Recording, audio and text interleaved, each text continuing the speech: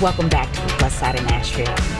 Nearly 700,000 children are abused in America every year, according to the National Children's Alliance.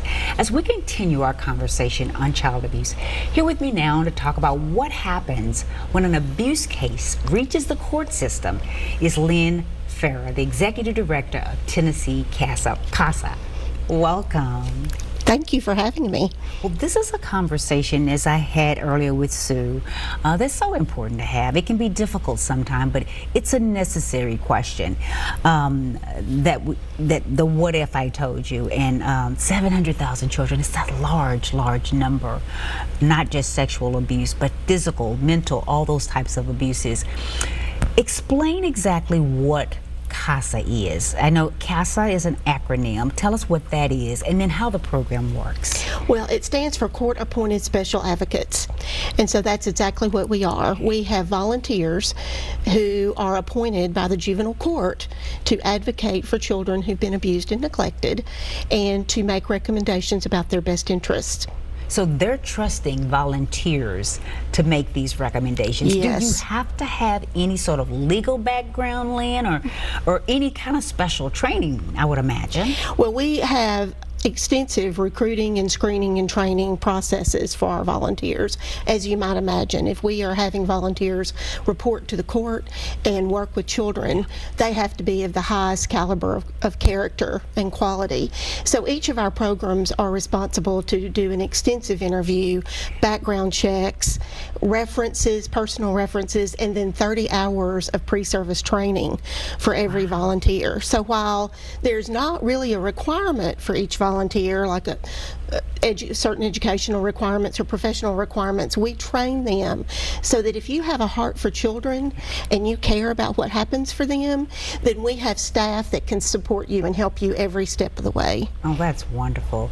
Is CASA in all Tennessee counties? It sounds like it should be if it's not. Well, we wish it were. It's not. It is not. Okay. We've grown a lot, so we are in 56 counties now. We just added 2 counties in the last couple of weeks, and we have 39 left to go. Okay. So we are working on that all the time.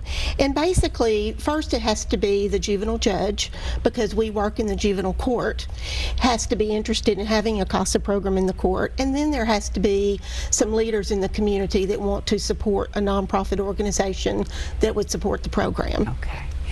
How does a CASA volunteer go about doing their jobs? Because there has to be some investigation, I know, to be able to carry facts back to the judge. How does the investigation process work? Well, it's interesting because, as you talked on your earlier segment, if we are suspicious of abuse at all in the state of Tennessee, we call the Department of Children's Services Child Abuse Hotline. And then DCS has to actually investigate what happened to this child. And what the results of their investigation has to go to the juvenile court. So the juvenile court oversees, do we need to remove this child from the home? Does the child need to go to foster care? Are there relatives that could provide safety for this child? You know, all kinds of things that can be done to protect this child. And parents have a right to parent their children. So they also do a plan of what do parents need to do, what does DCS need to do, and how can CASA help along the way, what needs to happen to protect these children. And so when that petition from DCS goes to juvenile court, it's at that point the juvenile judge can appoint a CASA volunteer. And that volunteer becomes a member of the team. So while we feel like we're extra eyes and ears for the court, we feel like we're also extra arms and legs for DCS. Yeah. So we bring all the information we can to the table so the team all together can make the best recommendations to protect the child. Oh, that's wonderful. So it sounds like that you're going to need to put a little bit of time aside. Is there an average amount of time that a CASA volunteer spends working on a particular case, just one particular case, say? Well, our national CASA standards allow volunteers only to have 1 or 2 cases at a time, depending on the time of the volunteer has. But In the beginning, it's pretty busy that first month when you're going to those meetings and you're going to court and you're getting to know everybody in the family and, of course, the child. So it's busy that first, but the average is about 10 hours a month. And that's not really that much. It really is not. And it's pretty flexible. And the thing about our programs is we have great staff who give support to the volunteers. And so if you're working and you can't get to court that day, your supervisor for the CASA staff will know what's going on and can be there for you if you can't get to court. So we work hand in hand with our volunteers to make sure that they can get everything done.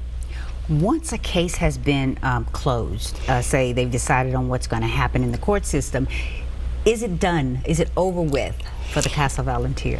Well, for the most part, it is. When the child, we're closed when there's a safe permanent home accomplished for the child. And so when the court closes and DCS closes, we close too. But we monitor those cases so that 6 months later, we make sure those children have not come back to the attention of juvenile court for any kind of abuse issue.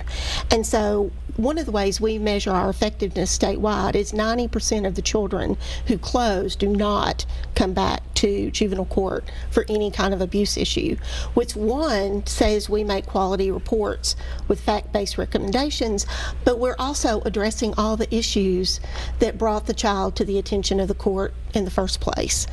Our actual number is 95% of the children stay safe. Oh, that's wonderful. And so we're very proud of that. We really try to be thorough to address whatever's going on with the child and the family. That is wonderful, Odds. I love to hear that. If someone wanted to be a CASA volunteer, what's the process like? What do they need to do?